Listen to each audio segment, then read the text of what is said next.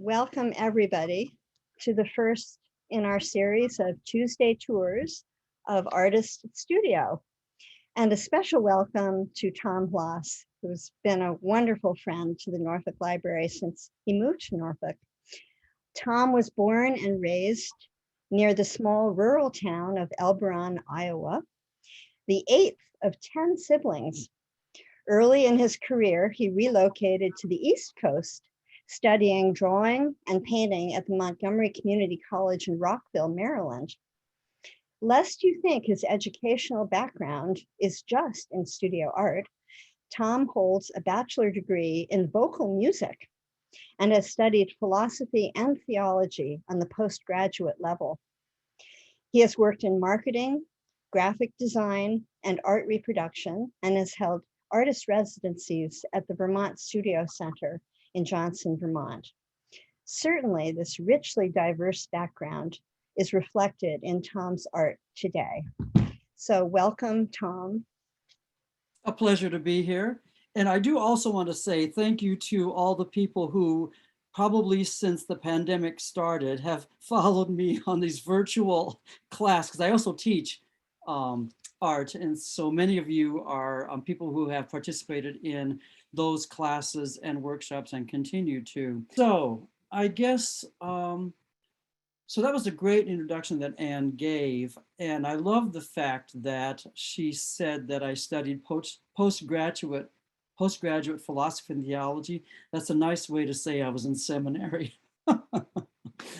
Anyhow, which has to do with my art, and let me talk about that later.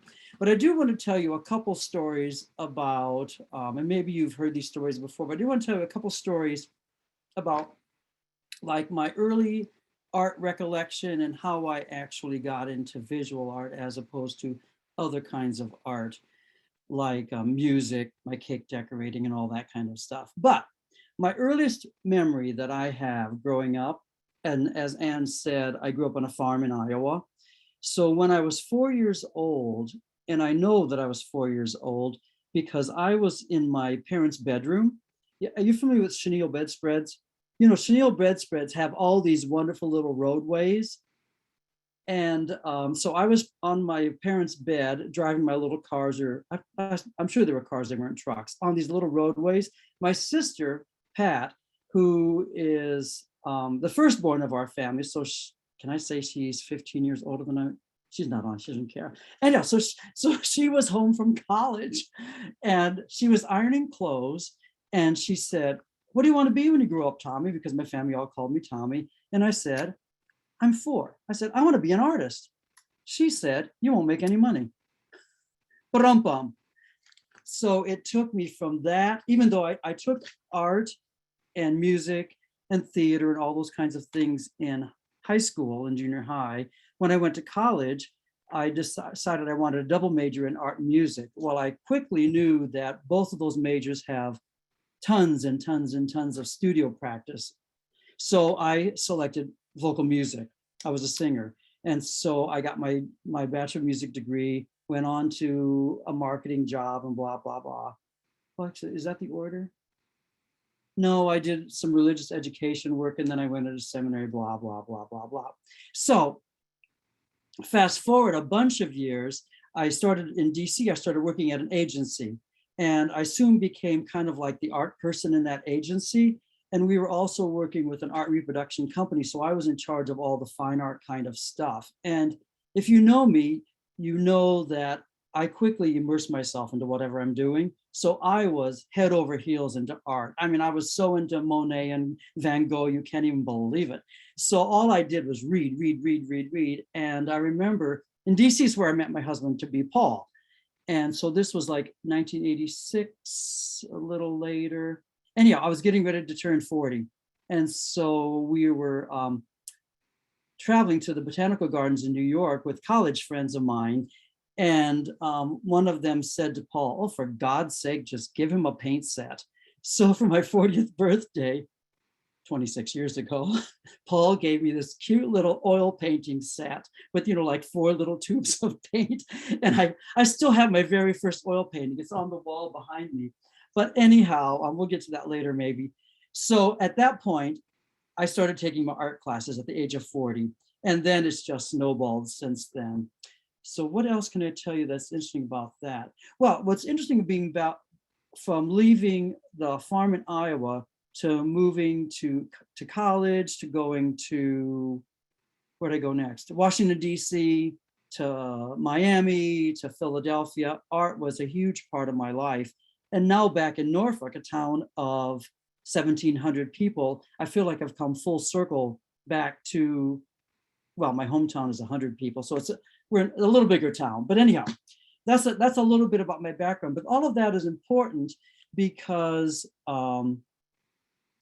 themes that reoccur in my own art practice, my own art, and maybe so in my teaching, I'm not sure about that. But themes that reoccur to me that are important to me are things like home, things like joy, gratitude, generosity. Basically, I think, and what I took from my theology and philosophy backgrounds, and maybe I always had it, my goal in my art and my goal in my teaching is for people to feel good about themselves.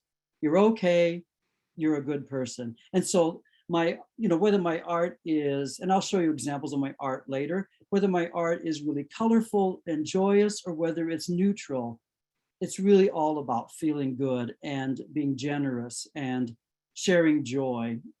So how this is going to go today, at least how I planned it, is it's a studio tour. It's going to be very difficult for me to share my studio by turning my laptop camera around. So what I did is I'm going to present everything by photos. So the first presentation I'm going to do is photos of, I call it my studio and environment, because we have a fairly large Victorian home in Norfolk, and I have the smallest room in the house is my studio. But if you ask Paul, he will say, I take over the whole house. In reality, I do. So that's what I'm talking about, my studio and my environment. So you'll see pictures of my studio, you'll see pictures of my supplies and paintings hanging into the next room, which I think of as my annex.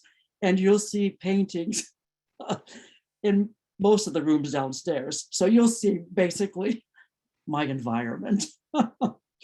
Anyhow, so how are we doing on time? We're up only like 20 till 6. So I guess, can I ask if there are any questions now, Anne, before I go in to show photographs of my studio?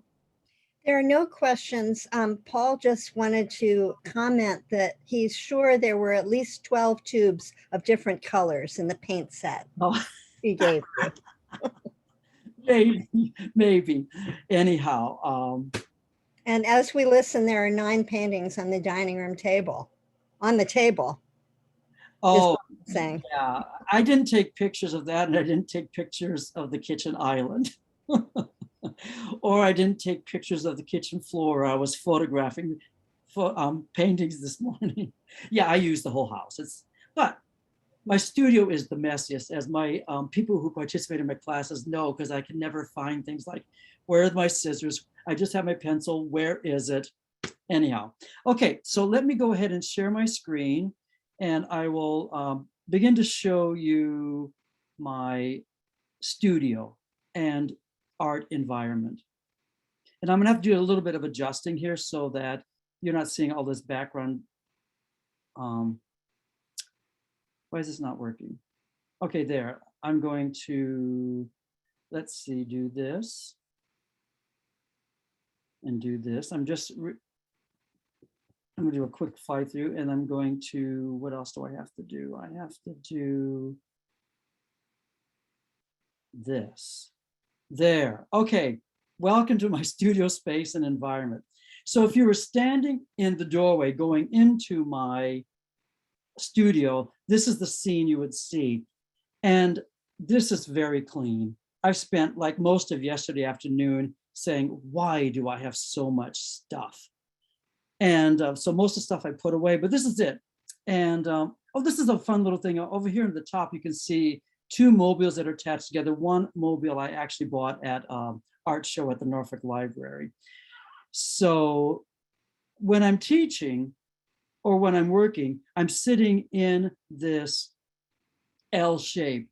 And so my major work table is to my in front of me, and then my side work table is to my left. And then behind here is my inspiration vision wall. And in the back, you'll see a work table that, I don't think I've ever worked on it. It's just holds stuff. Way back there, that wood table is just stuff. And you can see stacked high to tabletop are boxes that contain all of my collage elements sorted by colors. So now behind me, this is my inspiration wall. And what I want to point out at the very top of this wall is this little 8x10 canvas board is my very first oil painting. It's a painting of a, I think it's a wine bottle, 2 apples and a banana. So I was trying to be very realistic and doing the still life. Well, that didn't last long.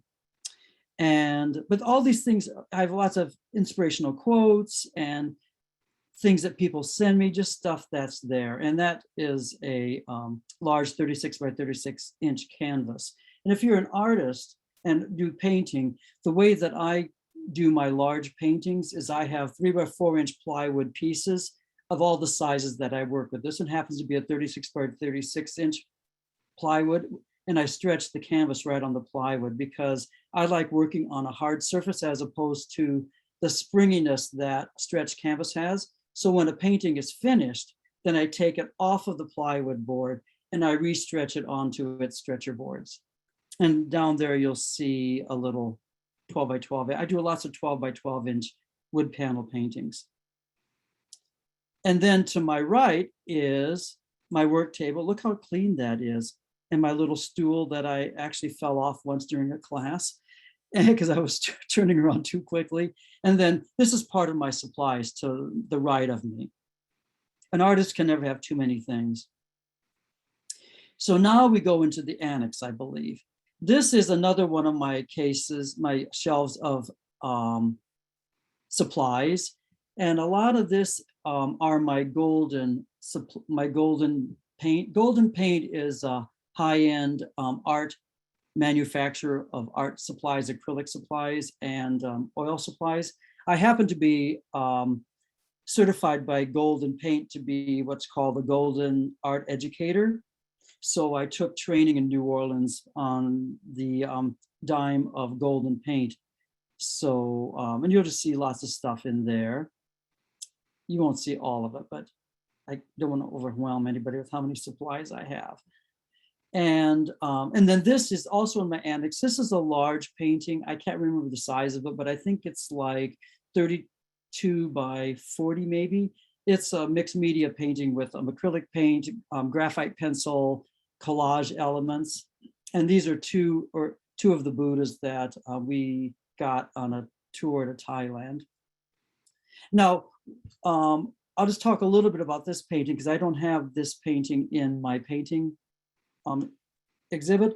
But from this painting, you can see a lot of my work through the years has been what I think of as place paintings. They look kind of like, in my mind, they're aerial views of rural areas. And I don't know if you'll see another one of those, but I think that comes back to flying over, the Midwest. You see where I grew up, you see all these little farms and fields and everything's very grid-like. So that's what's happening in that painting. And then these are two, I'm an artist that doesn't stick to one style or one medium. I basically create what I like to create. So my mixed media and my acrylic work is quite a bit different than not quite a bit, is different than my collage work, but my oil painting work is very different than my mixed media or my collage work. My oil painting work is done with oil paint and painting knives or palette knives. I don't use brushes at all with my oil paint. And I also mix my oil paint with a material called cold wax. And cold wax is kind of a medium for oil painting, and it helps the drying a little bit, but it also gives it more body so that I don't have a close-up of that, but you'll see maybe in other paintings I'm going to show you. So I'm very interested in the texture that the oil paint and the cold wax leaves. So it's very rough, very not three-dimensional, but very textured. And then, so now we go into our environment. Sorry, Paul, you didn't know I was going to show all these pictures, but this is our dining room.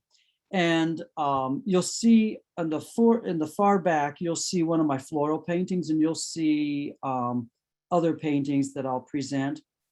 And the way that I'm going to present my paintings is by category. I'll present oil paintings, I'll present collage work, I'll present oil works, and I'll present collage works.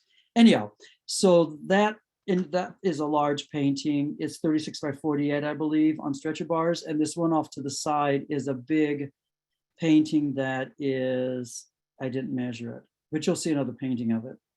But this is another one of my aerial. I think of it as kind of like a winter aerial view or a fall aerial view, where you could imagine flying over land masses or water masses or buildings.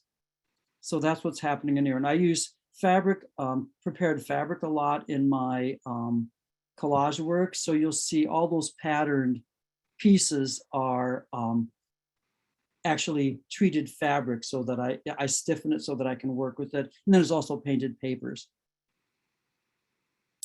And then we move through the house, or my environment, to the parlor, which has this gorgeous Victorian mirror.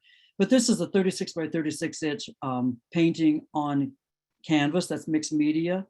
And again, I, of course, created it on 36 by 36 piece of plywood, 3/4 inch plywood, and then took it off, stretched it, and framed it with a very thin frame using collage. This big white mass is actually, I'm looking in clearly, is actually a piece of prepared lace that I believe I got from my sister. Oh, and an important thing with me about using fabric is using fabric for me is a tribute to the many strong women in my life who have basically raised me and trained me to be who I am today.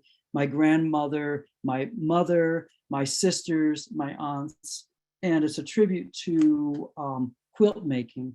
So, the women who worked on and on and on through the night, making comfort pieces for their family, whether it was comforters, whether it was clothes.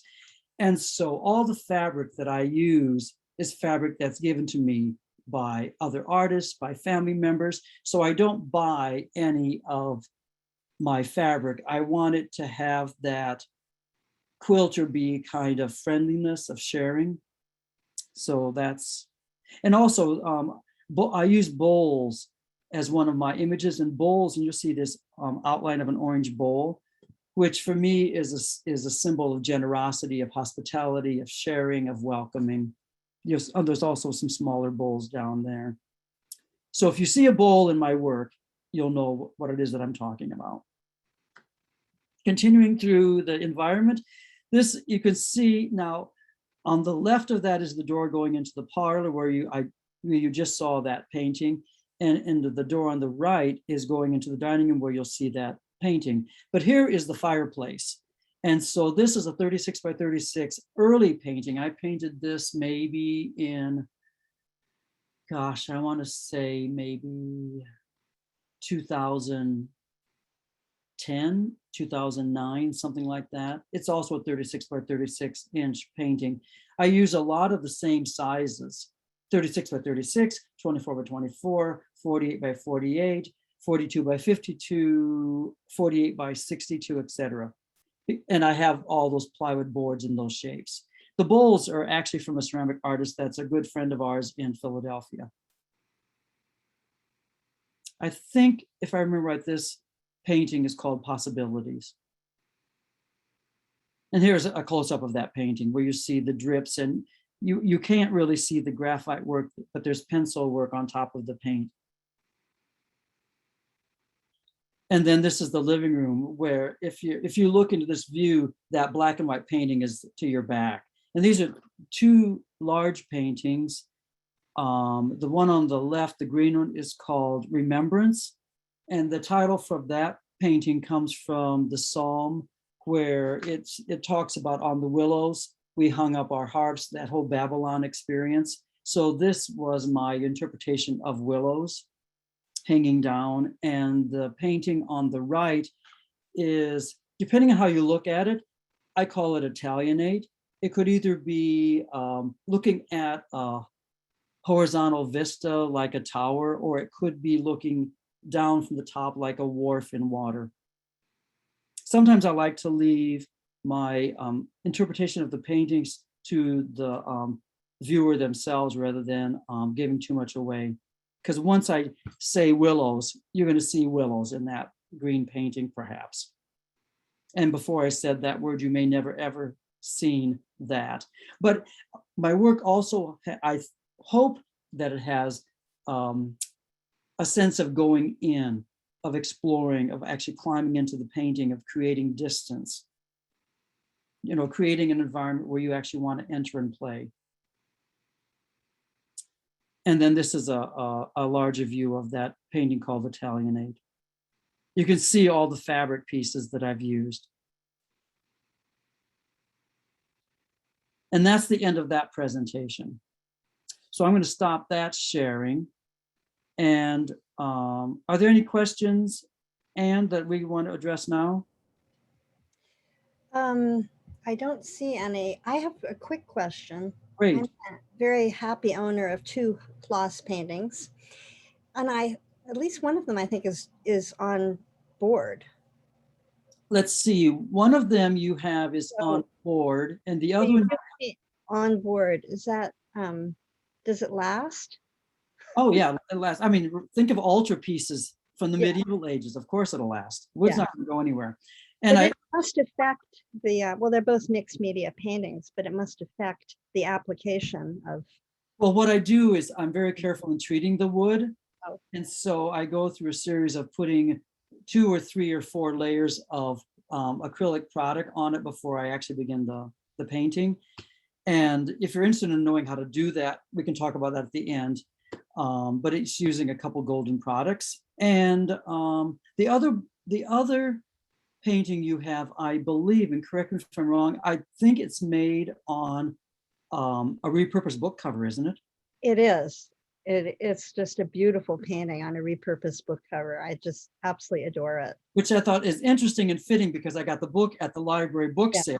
Every year, except last year during the pandemic, the library has a fundraising vehicle that's a book sale. And so I got that book at the book sale, and then it was shown in a library exhibit, and got it. So it has all these ties to the library. So I think it's very fitting. It's wonderful. We do have one other question. Linda Lasky wants to know, are you having a show in the near future? Am I having a show in the near future? I am having a show in the near future. I'm actually in a group show at the West Hartford Art League I think it's in September. And it's a group show, I think, with 4 faculty members of the West Hartford Art League, and it's all abstract work. So they actually, the little inside story on that is the director wanted, titles and pictures of what I'm showing. And I said, I'm not even sure the work is even created yet, let alone give you pictures and titles. So who knows?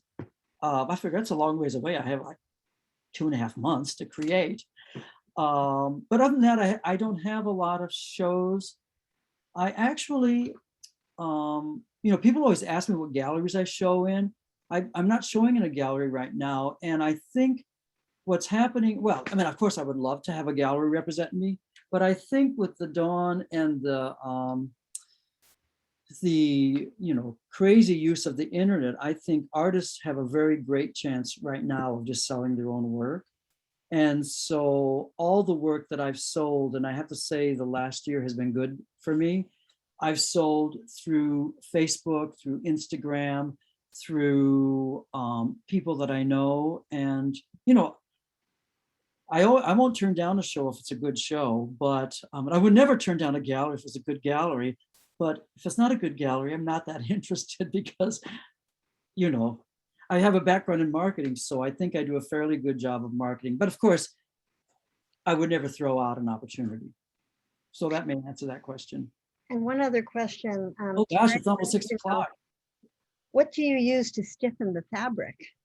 I use a golden product called soft gel gloss. And so what I do is I take the piece of fabric, and I don't work with large pieces, but I take the fabric, and I'm a big user of 4mm plastic sheets that you get at the hardware store that painters would use as a drop cloth, but also 3-ring notebook sheet protectors. Because if you use those kind of plastic products, acrylic paints and acrylic products won't stick to it. So of course, I'm a little neurotic, so I always iron my fabric first, because God forbid it had a wrinkle in it. So I take the fabric and I lay it face down on a sheet protector, and then I take a palette knife and I smooth the soft gel gloss over it and just let it dry on the sheet protector. And then I can just peel it off and it's good to go. And then I can cut it without having fray threads and all that kind of stuff. But that's a fun that's a fun question. Yeah, I'm as an artist and as a teacher, I don't believe in holding back any secrets. So if it's something that I know how to do, I share it freely. It's like, I don't have a corner on any kind of technique or product or anything like that. So should I go on to show my, share my screen with my paintings? That would be wonderful. Okay, because we may go past, I'm fine with going past 6:15, but you may not want to do that. Okay, sharing my screen. And I'll have to do my little setup things. Oh, let me see. First of all, I have to close this. And I'm going to share this and get this rearranged. Can you see that? Somebody has to say. Yes. Yep. Okay, so I've broken this down into 4 subcategories of paintings, and I can either just show the paintings or I can talk about them or whatever. So this is one of my, I wonder if I can, let me see if I can zoom in on this just for a second. So see if you can see I don't think you can, no, you can't. You just have to trust me that this oil painting is done with a palette knife and painting knives. And the difference between a palette knife and a painting knife is a painting knife often has like a little crook in it. It's kind of like a Z shape, and a palette knife is oftentimes a flat knife. But anyhow, so this is a painting called From Here to There. My oil paintings tend to be abstract, made up landscapes, and they're very loose. So that one happens to be From Here to There. It's an 8x10 wood panel framed in a gold frame that is 14 3/4 by 16 3/4. All of the oil paintings I'm going to show you are this exact same size on a wood panel.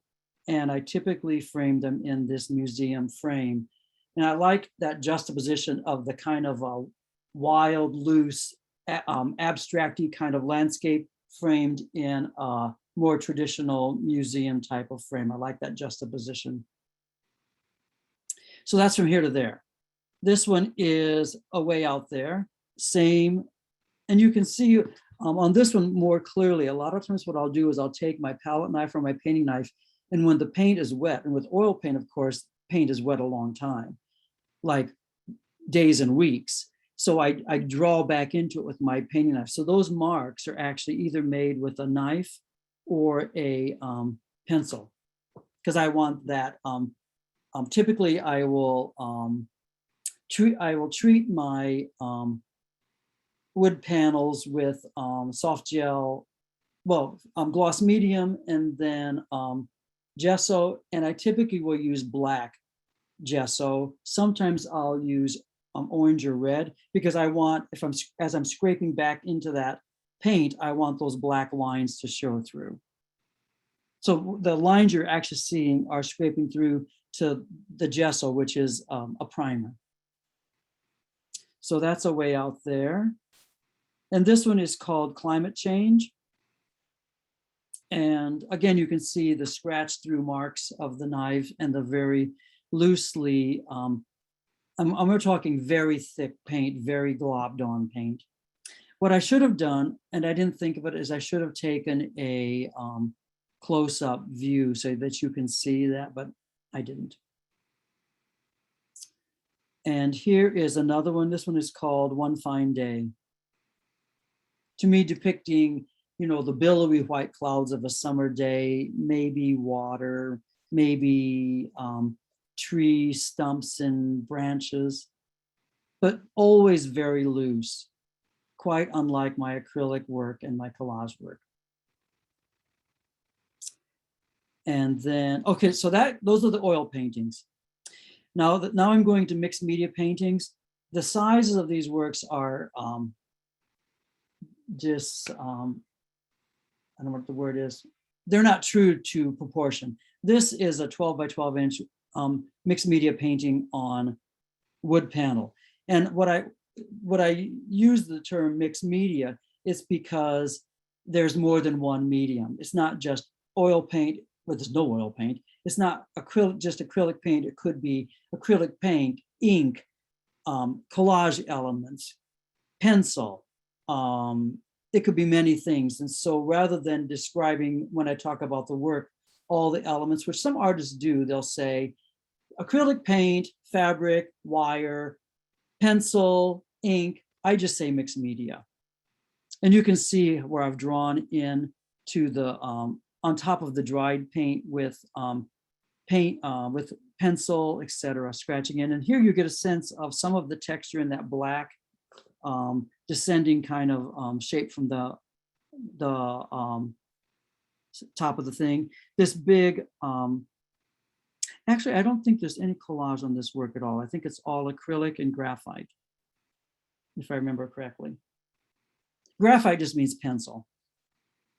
So this is, now when I went through this phase where my 12 by 12 inch paintings to me were very narrative. They told stories. So I gave them a very poetic or storytelling title to help go with the narrative. So the title of this painting is Night Falls on the Homestead with the Shimmer from Above. So hopefully you can get that from that painting. And these are all framed in a maple wood floater frame. A floater frame is just this very thin frame that goes around the painting with a little bit of space, like accordion space around the wood panel.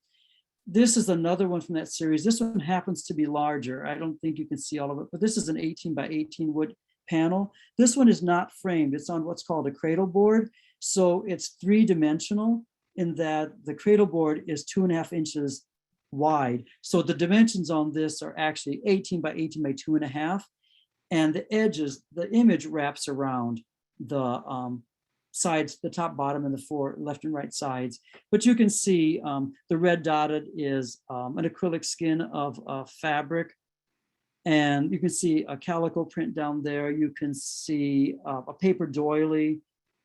This big black shape with, looks kind of like a wrench. Silhouette or cutout is actually a piece of collage paper. And then it's toned and it's glazed, and then I come back in with pure color. You can see the sense of a house, an abstract house thing again, always bringing that theme of home in for me. Oh, this title says, Autumn was a time for remembering who he was and where he wanted to go. Autumn, a time of reflection. So that's that painting.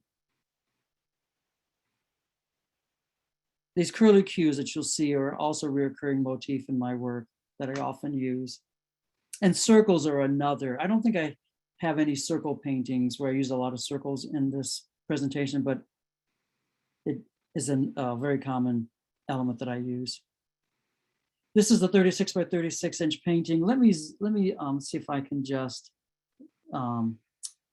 zoom out a little so maybe you can see this whole painting.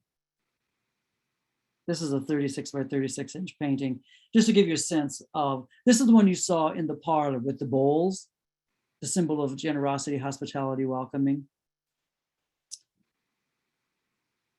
Let me go back to that regular view where you can see that. So that's called Dance and Delight. Lots of movement. This these big translucent shapes are also tissuey kind of paper. And then of course the piece of lace that I treated, that big white shape. But fun things, pieces of wrapping paper. These people ask me sometimes if these circles were stenciled. No, they actually were hand painted. I just have a way of, I use circles so much that I'm kind of akin to painting circles. So they're not stenciled. They're free painted. Dance and Delight, 36 by 36. This is back to my narrative 12 by 12 inch wood panel paintings. This one is She Loved to Spend Her Days Dreaming About Tomorrow. I don't know where these titles come from. I basically, all of my work that I do, whether it's mixed media, whether it's oil, I never have a thought of what the paintings would be. I do not plan, I don't sketch. For me, my whole painting process is what I call and response, meaning I put down a mark and then I respond to it. Put down a shape, I respond to it. Put down another shape, respond to it. Paint over a shape, cover it over. Oftentimes my paintings have many layers, and the final painting, you probably see none of the first 3 or 4 or 1, 2, 3 layers, what I call passes of the painting, but it's all building the history of the work itself. And then here I'm scratching into that painting again, which one of the reasons I like working on wood, because wood, I can just take and mistreat it. And I can take screwdrivers and scratch into it, knives. And I couldn't do that with as much pressure if I was working on canvas or paper, but wood is very forgiving. This shape at the top upper right is painted page from a book. I use painted text a lot, not to be read, but as just a shape or an element. Frequently, I'll use foreign language text so that most people wouldn't be able to read it. She loved to spend her days dreaming about tomorrow. This is another one, that 12 by 12 inch series. He walked and saw many amazing sights. This painting, lots of collage elements. You'll see that little dotted piece is fabric. I'm drawing in it. Iridescent paint, that kind of glistening gray shape is an iridescent paint. That Cheerio looking circled paper is a piece of paper, some text in there, etc. He walked and saw amazing sights.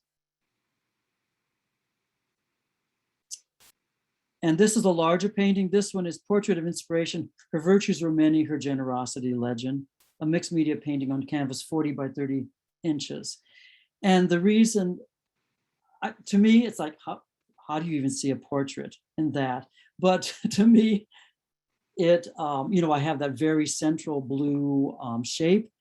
And I often am very careful of what I put in the shape in the center, because the center of a painting is the strongest area where you can put a shape, and so you're immediately drawn to the center. So all of these black elements and white elements are working to bring your eye away from that central element.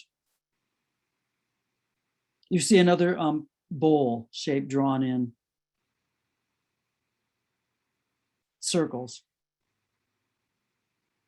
And I judiciously used the red, which is a bright, strong, dark color at the very top and at the very bottom to bring your eye around that painting. And again, you see the abstract house shape. So in this painting, I have a lot of my themes of home, my themes of generosity, of hospitality.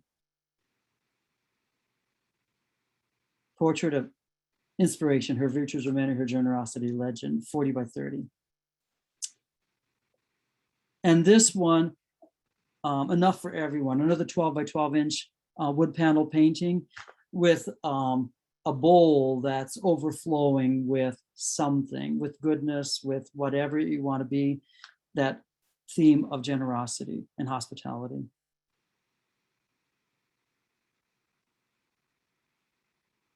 Oh, I love one of my little secrets. If you look off to the, it's not a secret because I tell people all the time, but off to the lower right corner, you'll see those black dots. That's actually black paint applied to bubble wrap and stamped onto the painting. So you get all those little bubble wrap circles, which gives a very nice texture.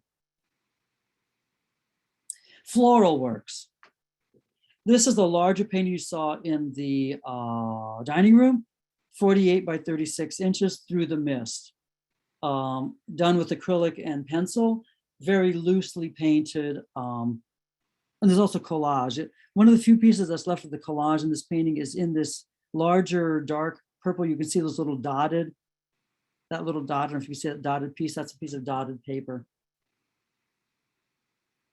Loosely painted roses or some flower with very faint pencil lines drawing your eye down to the bottom of that painting.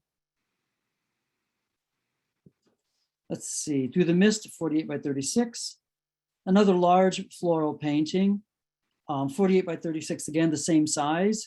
Obviously, I have a piece of plywood 48 by 36 inches, so I use that a lot. This is a horizontal. Typically, my art is vertical, and occasionally I'll do a horizontal painting, particularly my landscape oils. But this is Evensong. It reminded me of these loosely painted flowers in Evensong is one of the primary hours of the prayer of the monks.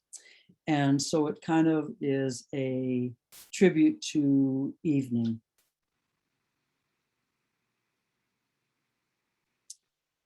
And a smaller, this painting is, let me see, is it all collage? No, it's actually acrylic, but all of the vase is a piece of collage. All these back pieces are torn paper with collage. All the flowers are torn paper that's painted collage. So that's just between two. There also was a just because one, but I no longer have just because one. It went to a different home. So someone else is the caretaker of that painting. Just because two. And these are, we're ending the floral period. These I don't have very good photographs of, but these are small acrylic paintings, 5 by 7 or 7 by 5. When you talk about paintings, you always give the vertical dimension before the horizontal dimension. So this is a 7-inch by 5-inch painting framed to 14 by 15. Oh, I have that wrong. It's 15 1/4 by 14. I made a mistake. As opposed to an 8.5 by 11, you always give the vertical dimension first. And then it has a companion piece, Moment of Romance, another floral acrylic painting. And then we go into, I think, the last segment of work. These are collage works, a 12 by 12. Maybe I should go faster because at what time? How are we doing on time, Anne? Oh, it's okay. We're just going to keep going. No, I just needed to unmute. It's only 6:15, so you're doing Okay. well. Well, I'm just going to keep going, and if you have to leave, the event is recorded, right, Anne? Yes, it is. It will be available on our YouTube channel, basically. Oh, okay, very good. So this is a painting called Board Game 12 by 12. It is mostly a lot of painted paper collage work. 12 by 12. I'll speed up a little bit. This is another collage. I call it lowercase because what I did is I took the lowercase letter N and I copied it many times and, printed it in, actually photocopied it in red color. And then I cut the ends all apart to create this composition, all made out of a lowercase letter N. That's 8 by 10, framed to the same size. I use this frame size and this image size a lot. I buy the white frames in bulk, so I have them on hand always. Another painting the same size. This one I did with many of the people who participated in the class know that I did this during one of our class. As I did the lowercase, I did this in one of our classes. And this is The Stripes Have It. I found this fabulous little copyright-free image of a zebra and then abstracted and cut it all apart. So all those stripes are coming from the zebra image. The stripes have it. And this is another one I believe I did during one of the courses I taught. This one's called Tumbling. And it was, the work was creating a collage using the same size of elements, not altering the size of elements and creating a interesting collage. And of course, I'm playing light against dark in this collage. So you'll see the dark colors at the top and the bottom, and then the dark. So it brings your eye around the painting. So it looks very planned, but it was done by the seat of my pants. And so as I put down one piece, I started at the top and then just kept working down, tumbling. So that's the end of that part of the, let's see, do I have to shut this? So that's the end of my formal presentation. Let me see if I can stretch this. Great. So I'm open to questions, comments, conversation. Like, what are you talking about? If anybody has anything to ask or say, or Yes, anybody? feel free to unmute yourselves and speak to Tom directly. Or if you raise your hand, I can see you. I can call on you. And you don't have to have questions. Peggy, I can't believe you don't have a question. Peggy always has questions. And Linda. It's not a question, it's a comment. Just letting you know how much, I've taken a lot of Tom's classes. Everybody doesn't know me. It was just wonderful to hear you show us how you do your artwork, and I've seen some of it on your website before, but to have you explain it the way you did and the whole thought process and, your history and everything was just fascinating. Thank you so much for having done this. Well, hopefully it'll give you a whole nother different insight into my work. Yeah, it was great. And I was just going to say, I love your poetical names. Oh, thank you. Thank you. I have fun doing those. They're perfect. And I, as you notice, a lot of times when people or artists title their work, they title every word of the, like, oh, I don't even know, peace and tranquility. So like P, capital T, tranquility. But for the poetic titles, I purposely keep them as one would read a sentence or a line of a poem. Can you give some resources for copyright-free images? Oh, yes, indeed. One of my favorite is called the Graphics Fairy. So it's thegraphicsfairy.com. That's a very good one. They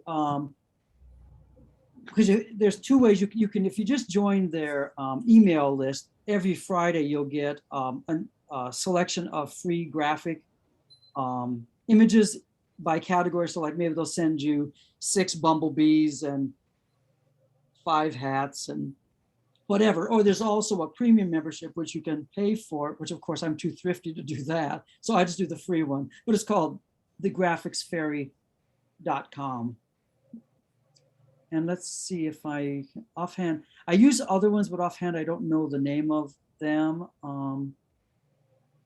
But if you, I guess you can, if you want to contact me, you can send me a email. And one of the emails I use is Tom Hlas, TOMHLAS @gmail.com. So that's TOMHLAS @gmail. Now I have to apologize, and I was just shuddered when I saw Anne in the email direct people to my website, because 2 nights ago my website stopped working properly. So I put a postage on, a post on my website, because for some reason in websites, and I build my own website, there's the home page, and then there are parent pages, and then the pages that come off of those parent pages are called child pages. So all of the parent pages, which are my major pages, like collage work, oil painting, abstract work, whatever, none of the images will load.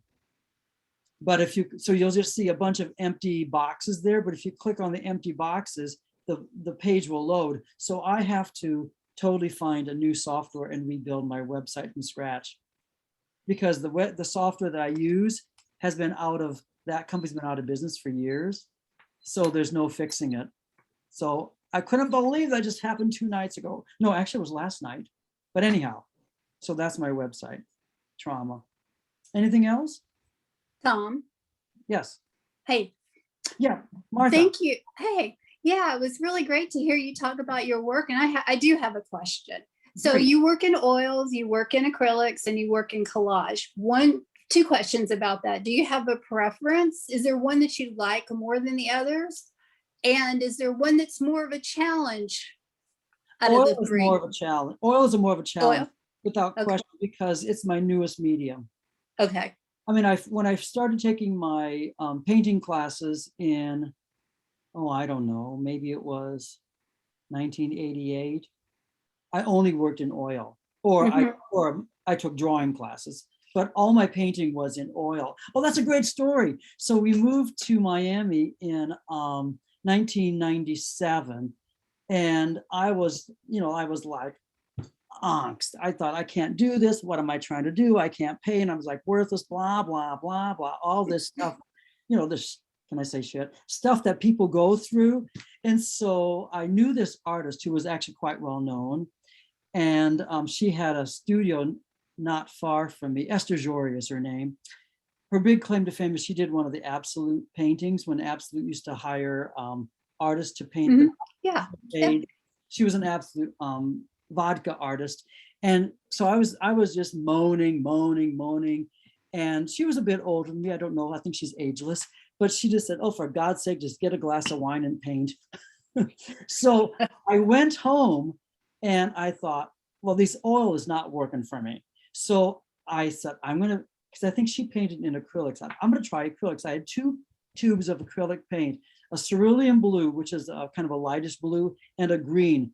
I didn't even know why I had them, because maybe I was painting a box or something, because I was only working with oil. So I sat down and I made my first abstract painting with those 2 colors.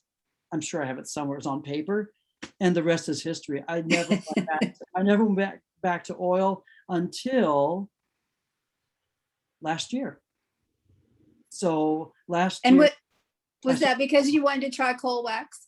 It was because I wanted to try cold wax. Yeah. And I use cold wax as a medium you mix with oil paint. And I'm kind of lazy. So I don't want to clean. The reason I stopped using oil paint is because I don't want to deal with turpentine and all that stuff that's just vile.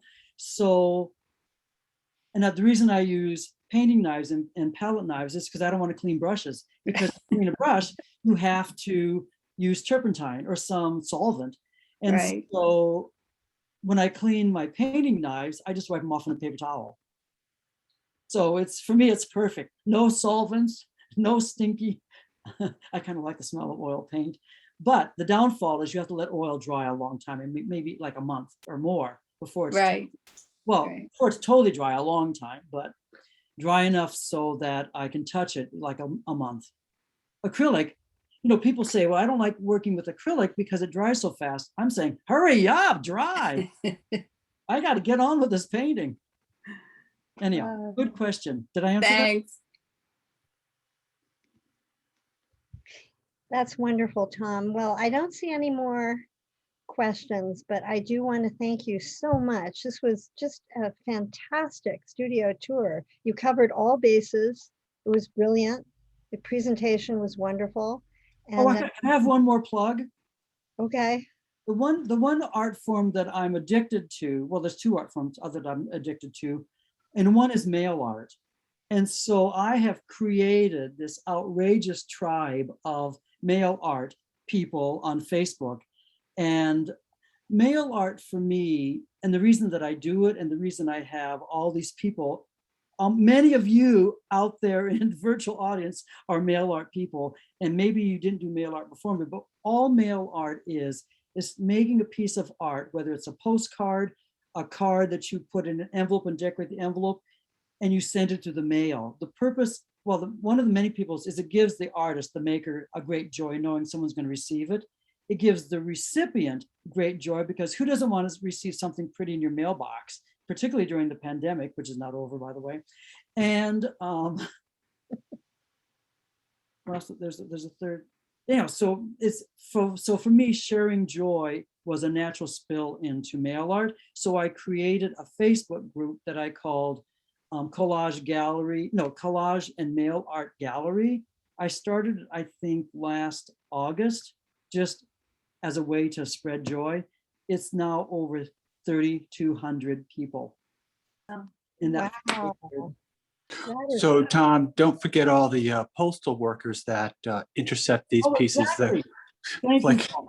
Because part of mail art is not for just the recipient or the maker. It's so that the people who sort the mail, the people who deliver the mail, the post office. I mean, I can't tell you the post office workers in Norfolk. We have a tiny office, so they know me, a tiny post office, and they actually have told me what a joy it is to see the envelopes that I'm putting into the mail. And on the Facebook, was it Barbara? No, someone recently posted on the Facebook group how, oh, maybe it was Laura, who neighbor is a postal worker, and she actually stopped her and thanked her for the beautiful mail, because she's like a total maniac in mail art. And so it's another way of spreading joy. It's a wonderful, wonderful idea. Linda, Very do you have a question? Um, I think you're muted, Linda. because some fire engines were going by. I want to say about your mail art, you have formed a community that is so wonderful. And sometimes out of the mail art comes wonderful relationships. Like I have a relationship now with a gentleman in France. Right. I've started communicating by email with someone from Italy that started out as mail art. So it's a wonderful community, and it goes even further than the mail art. It goes to personal relationships. It So does. I just want to thank you so much for that. You've But- really developed a beautiful community. Well, thank you, Linda. And what's interesting is, thank heavens for Google Translate, because as I communicate with all these people, I have, like I don't speak Italian, but I communicate in Italian. I don't know if Google Translate is accurate, but it's all I have to go on. But that's true. It's a wonderful community. how does one join the community? Just by joining your Facebook? Yeah, you just go to Collage and Mail Art Gallery and join. And I have to say, I want to keep it a very happy, safe environment. So what I actually, remember there's 32 people, that over 3,200 have joined. I vet every person. So when they sign up, I look at who are they interested in art? Do they create art? I can't tell you how many people I've had to not admit because they're selling phone cards. Or I don't know how I slipped by. because you're an angel. One of the best things about that group is that once every 6 weeks or so, there's like card exchange. Right. So you can put your name in and pick people to send cards to. I mean, Right. I use wonderful through Elfster. a program called Elfster. It's kind of like a secret Santa. So all the people who want to join it, they let me know, and then they get thrown in the bag. And this program called Elfster, randomly draws the names and then sends you. So you might have, it's kind of like you're creating a new pen pal. And like Linda said, the one, Tizzy will probably remain a pen pal of yours in Italy, because it's I sent her a thank you, and then she just sent me the most beautiful email. yeah, so it's a great thing. So that's Collage and Mail Art Gallery. And you don't have to. I would say 3,200 plus people. The last mail art exchange we had was 69, which is the largest exchange. So many of the people don't participate that way. They participate by sharing the work. And I would say, it's at 20% of the people do all the work, 80% enjoy. So many of the people that are in the group are there because they just want to look and watch. And I'm totally fine with that. In fact, that's great. Because if we can bring even the tiniest bit of joy into someone's life by looking at art, I'm all for it. That's fantastic, Tom. Just absolutely wonderful idea. And certainly in these difficult times when the pandemic has brought us all closer around the world, this is one way to really spread the joy around the It world. actually did come out of the pandemic, because many artists at the beginning of the pandemic, a couple of reasons, turned to mail art as a way of spreading joy. But there was also, true or not, remember 16 months ago, there was all this talk about the post office going out of business, the post office, blah, blah, blah. So it was the artists took it on themselves to just start putting mail out there in the form of art. buying stamps, putting mail in there, keeping the sorters busy. I'd like to think it helped. I'm sure it did. Well, I think we probably should wrap it up now. I want to thank you again so much, Tom, for taking the time to put together this fantastic slideshow and to show us your house and your environment with your paintings. Just fantastic. And for anyone who's interested, the second of our Tuesday tours is happening on July 20th when we're welcoming Molly Zuckerman Harton, who's a Norfolk artist, but also she teaches at Yale in prints. I think she's a critic of printmaking there, and recently moved to town. So it'd be really fun to see her work as well. So come to our website here at the Norfolk Library and sign up for that too if you want. And I have to say also, my last thing, I always say the last thing, but if you're anywhere near Norfolk and you've not seen the library, you will just be amazed. It is one of the most beautiful, I would say, in the world, definitely in Connecticut. It is a gorgeous, gorgeous, gorgeous library that it looks like you're walking into a Gothic church. It's beautiful. There's what it looks like a little bit. Yeah, I just usually I use that as a Wow. a virtual background so that people can see, but it is built in 1888. It's still intact. With Beautiful. an addition in building. 1911. Addition in 1911. Wonderful open space for people to browse safely. We've been open during the whole pandemic almost. So please do stop by sometime. With care, with total care though. Oh yeah, total care. Well, we have the space. We have this beautiful building, so we have the space to be careful. And we haven't had programs, obviously. They've been all virtual, but we've been able to circulate our library material. So that's been wonderful. Anyway, thank you, everyone. Thank you all. Tonight. To you. Thank you. Thank you. If you want to reprise, check out our YouTube channel. We'll have it posted probably tomorrow, the Norfolk Library. So thank you, one and all. And Thank you. Thank you. safe evening. Thank you. Okay, thank you, Tom. My Thank you, pleasure. Tom. Thanks.